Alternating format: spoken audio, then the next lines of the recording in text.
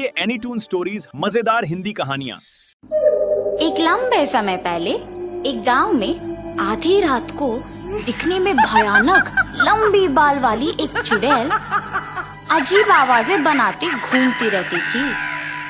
बहुत समय से आधी रात होते ही हमारे गांव में अजीब आवाजें आ रही हैं। पता नहीं कौन करते रहता है। हाँ, उस समय में सभी दरवाजे बंद करके अंदर ही रहते हैं। एक दिन वो चुड़ैल जब उस गांव में घूमते रहती है, खिड़की से उसे एक सुंदर औरत सोते हुए नजर आती है। हर रोज ये सारे गांव वाले मेरा अपमान करते थे कि मैं बदसूरत हूँ, इसीलिए मैं मर के चुड़ैल बन गई और इसीलिए मैं अब इस खूबसूरत औरत में घुस के इस गांव में कोई भी औरत को खूबसूरत नहीं रहने दूंगी। मेरे मौत के लिए जिम्मेदार इन गांव वालों से बदला लूंगी। ऐसे फैसला करके तुरंत उस औरत में घुस जाती है और सुबह होते ही वो फिर से साधारण औरत बन जाती है।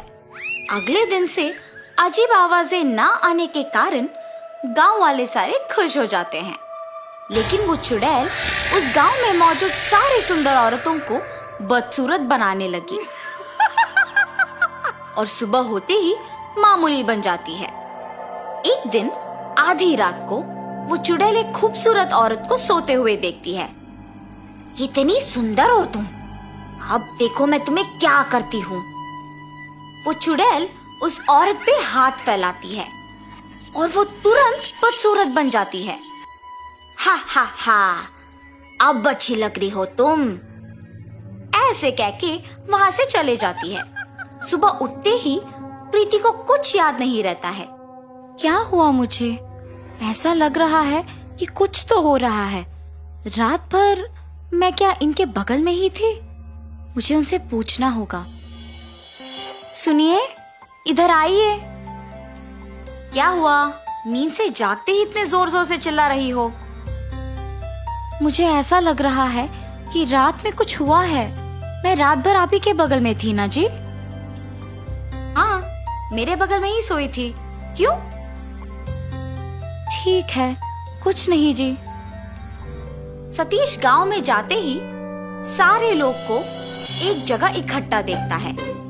ये क्या, इतने लोग एक ही जगह? क्या हुआ होगा? ऐसे सोचकर उस भीड़ के पास जाता है। क्या हुआ? सब ऐसे क्यों इकट्ठा हुए हैं? तुमने मेरी पत्नी को पहले देखा है ना? अब देखो कैसे बदल गई।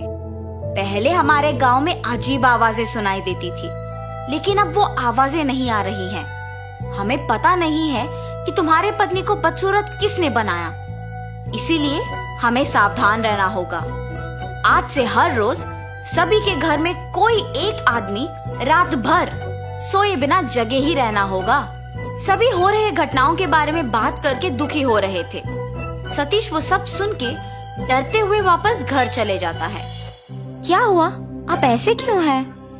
गांव वाले कह रहे थे कि जो औरतें सुंदर है वो अचानक बदसूरत बन जा रही है।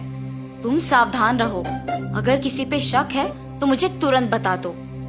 आपकी बातें सुनकर मुझे भी डर लग रहा है जी। उस रात को सारे गांव वाले लिए हुए फैसले के अनुसार करते हैं और अपने घर में सतीश भी सोने की नाटक करता है।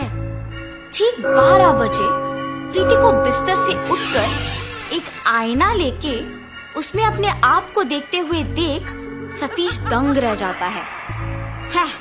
अब हर रोज की तरह मुझे इस आईने को छुपाना होगा, ऐसे सोच के तुरंत चुड़ैल के रूप में बदल जाती है।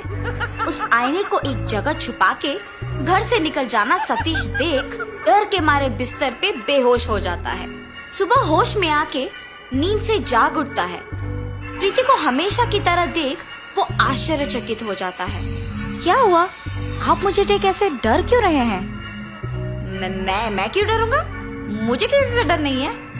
ऐसे कांपते हुए डर के मारे गांव वालों के पास जाता है और जो कुछ उसने पिछली रात को देखा था वो सब बताता है। हाँ, आज के समय में भी भूत प्रेत को मानते हो? क्या तुम सच में तुम्हारी पत्नी को चुड़ैल के रूप में बदलते हुए देखा? तो तुम सोच रहे हो कि गांव में हो रहे घटनाओं का तुम्हारी पत्नी वजह है? अगर तुम लोगों को मेरे बात पे यकीन नहीं है तो मेरे साथ मेरे घर आओ। मेरी पत्नी को दिखे बिना एक कोने से उसे देखो। सतीश के ऐसे कहने पर गांव वाले उसके साथ उसके घर जाते हैं और एक कोने में छुप जाते हैं। रात के 12 बजते ही प्रीति अचानक नींद से जाग के एक आईने में अपने आप को देखना वो सब देखते हैं। उस आईने में देखते हुए वो एक चुड़ैल में बदल जाती है। ये देख सारे डर जाते हैं। उस चुड़ैल को घर से बाहर जाते हुए देख सारे उसका पीछा करते हैं। वो चुड़ैल एक सुंदर औरत को देख उसके पास जाती है। कितनी सुंदर हो तुम, देखना मैं तुम्हें कितनी बदसूरत बना दूंगी। ऐसे कह के वो अपने हाथों को फैलाती है और उसे बदसूरत बना देती है। ये सब देख गांव वाले दंग रह जाते हैं। हा हा हा, बाकी औरतों को भी ऐसे ही बदसूरत बनाना होगा। अब तो मेरे बातों का यकीन करोगे ना तुम लोग? तुम सही कह रहे थे। अगर हमने इस चुड़ैल को ऐसे ही छोड़ दिया तो वो सबको बदसूरत बनाएगी। इसका हल जल्दी सोचना होगा। 1 मिनट, ये अपने आप को आईने में देख चुड़ैल बनी है।